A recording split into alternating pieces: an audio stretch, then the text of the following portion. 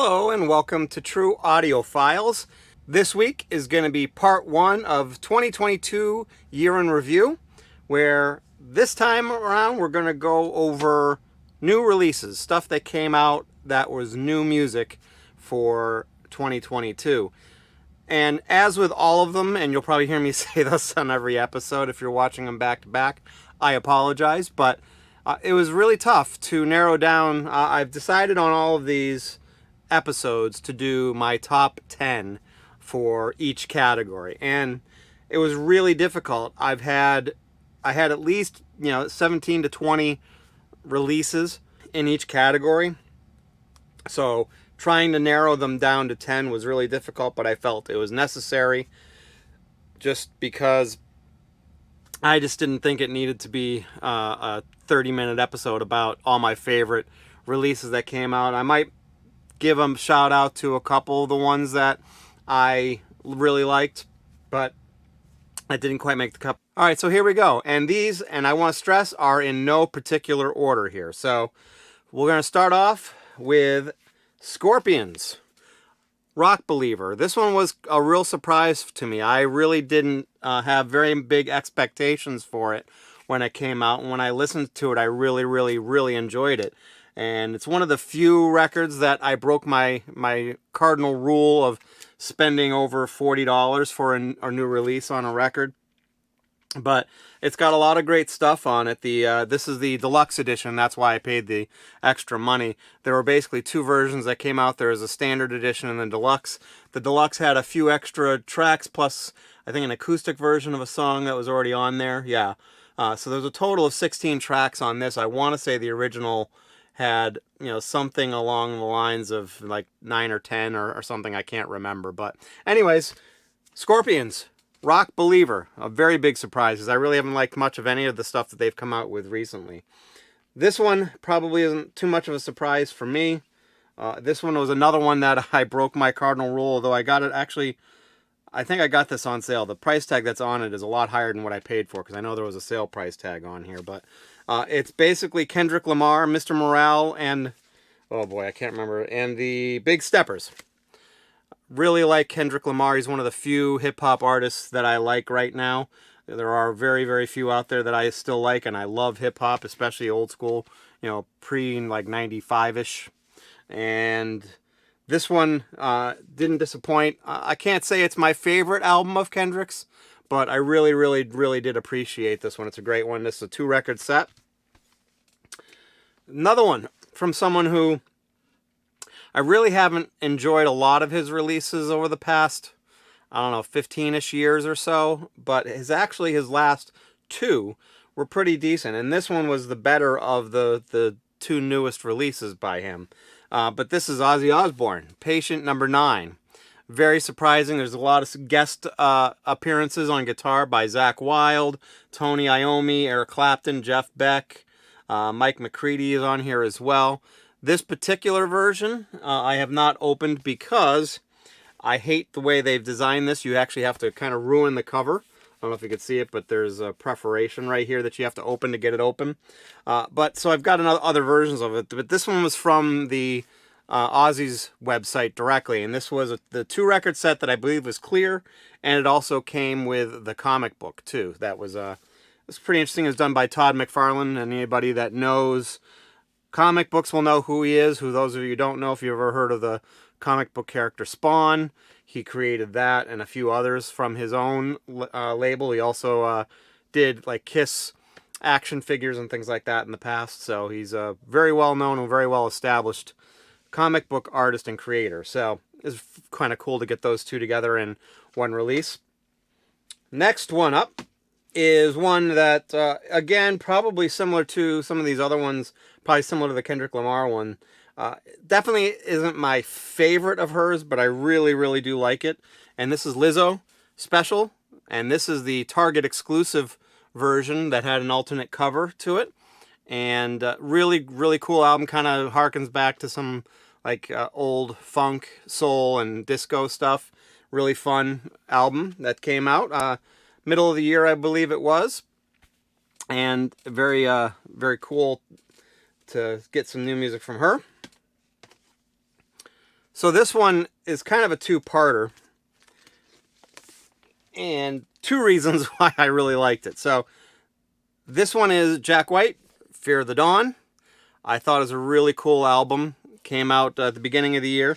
What made this one even super cool, and I'm not sure if it's going to be able to be really checked out on camera, but it's an opalescent color. This was a Target exclusive. It's kind of hard. You might be able to pick up on some of it, but it's just a really, the video just doesn't do it justice, but it's a very, very cool cover. Not cover, I'm sorry. Very cool color pressing of it. That one is the Target exclusive one. But the album itself is really good, and it's pressed pretty well. And, you know, it's probably done, I believe it was done at his Third Man pressing plant in Detroit. But, again, Jack White, Fear of the Dawn, really, really, really liked that album quite a bit. This one kind of came out of nowhere. I heard the single that had been out before this year, but then they released the whole album, and the whole album did not disappoint at all, and I really find it to be a really fun and enjoyable album, and that's Wet Leg. The song that you probably have heard from this most is Shay's Lounge, and very cool title. This one was a indie exclusive transparent yellow vinyl. I also really like the gold font text on here as well. Looks like I think it might be embossed as well with those. But anyway, Wet Leg. If you have not heard these, it's kind of like a, you know, pop, punk, alternative kind of, but it's really fun music. So if you really like fun music with those types of heritage in it, you should probably check those out. I really enjoyed them. It kind of has a 90s alternative feel to it a little bit, but with some other stuff mixed in. I think is the best way for me to describe it. So, next one was from one of my favorite artists of all times. I have not been a gigantic fan, again, of some of their most recent stuff, but this one did not disappoint me. I shouldn't say didn't disappoint me. Not as good as their early stuff, in my opinion, but still really good. And it's Red Hot Chili Peppers, Unlimited Love. The one disappointment to this one is I think they had about 20 different variations, and all of them were ridiculously expensive. I got a couple of them on sale, and probably would have bought more if they weren't so stupidly expensive. But I don't know if this one's one of the special versions. But the other kind of cool thing about this one, if for those analog fans out there, rumor has it, Flea posted on some social media that this was recorded on analog tape, and then they had Bernie Grundman cut the vinyl from that analog tape. So this is all analog for you analog junkies out there. So, and it's going to have a completely different mastering than the digital version. So if you don't have the analog version, it's a good one to go with. So next one's kind of a little bit of a country tinge to it, but pop, and that is Maren Morris, Humble Pie. Really great album, came out early this year. Some really good tracks on this one. I need to actually revisit this because I haven't listened to it in a couple months, but I really, really enjoyed this record. So a great one to go with as well.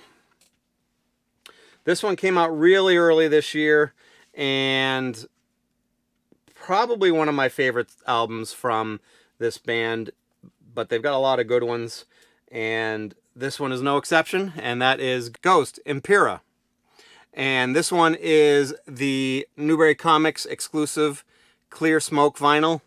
This one is one of the ones that I went absolutely crazy on getting variations of it. I want to say I've got 4 or 5, embarrassingly. I think I've got the gold version that came out from the Artist Direct website, and this one and a few others. I think there's an indie exclusive one as well, then the standard black vinyl. But anyway, I got this. This is, again, the Newbury Comics, limited to 1,000. Did really enjoy this album. This is another one of those, like the Maren Morris one, where I haven't listened to it in a while, and I really need to revisit it. So just been trying to catch up with all of the other stuff I've bought in this year. Not just new releases, but reissues and used stuff I've bought. So got one more title for you. This one just came out on vinyl, and I did not realize it did. So, but I just ordered it. I should be getting it soon, but I have it on CD. But this one is Willow, Coping Mechanism. This is the CD, and I gotta say, this might be my favorite title of the year that came out. I just think it's really great. It's got kind of a really edgy pop, alternative punkish feel vibe to it. And yes, this is, for those of you who don't know who Willow is actually Will Smith's daughter. But this is just really good. It's got, she's definitely got a somewhat unique sound to this. Definitely nothing like her father. There's no rap that I can think of that I can remember on this. But just great pop, rock, punk, edgy feel to it. Angry music, but something that really gets you up and motivated, and probably good exercise music for some of it anyways. So that one's a really great one as well. So that is my top 10 new releases that came out this year. I would love to know what your top 10 new releases were. If you want to leave the notes or just talk about it in the comments section below, please do so. I'd love to hear what were some of your favorites. Maybe I missed some. Some honorable mentions that were also, that kind of got left out. There was Charlie XCX's album, which was pretty good. Also, Jack White's second album, because he came out with 2 albums this year. His second album was pretty good. There were a couple of others that are kind of escaping me right now that I had on the list, but I don't have in my top 10. But there are definitely a lot of great albums that came out this year, and just too many to try to put in that could squeak into the top 10. So only so many can fit in the top 10, right? So anyway, that is everything I have for this week. Join me on my next video next week, which I believe I'm going to do my reissues for the 2022 year, and that'll be my top 10 from there. And if you liked what you saw here, please hit that like button. If you want to see more of my videos, please hit that subscribe button. And if you want to know when my new videos come out, hit that alert bell. And also check me out on social media. I will admit, again, I keep saying this every time I do a video, but I have been very absent from social media lately just because I've been so busy at work. I have not had time to do anything but work and maybe these videos and some other family things. But I have a True Audiophiles Facebook page. I'm on Twitter and Instagram as well, so check me out on those if you want to. And I appreciate you watching. Thanks a lot, and you have yourself a great week.